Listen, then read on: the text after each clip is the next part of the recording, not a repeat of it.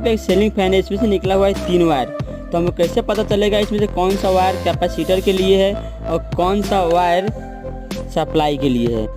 Diode mode में set कर देंगे और किसी एक वायर में ऐसे एक को टच करके दूसरा सिरे को ऐसे दूसरे वायर टच करेंगे और देखेंगे कितना रेजिस्टेंस आ रहा है। इसमें याद करना है 5, देख सकते इसमें कितना आ रहा है, 244 आ रहा है। और इसमें टच कर रहा हूँ तो 289 आ रहा है, यानी कि ये वाला हमारा कॉमन हो गया है और ये दोनों में हमारा कैपेसिटर जाएगा। कॉमन में एक वायर को रख के और चेक करना है दोनों में ज़्यादा रेजिस्टेंस किस में आ रहा है। तो इसमें आ रहा है 244 और इसमें आ रहा है 289, तो यानी कि ये हमारा हो गया और ये दोनों हो गया हमारा पावर।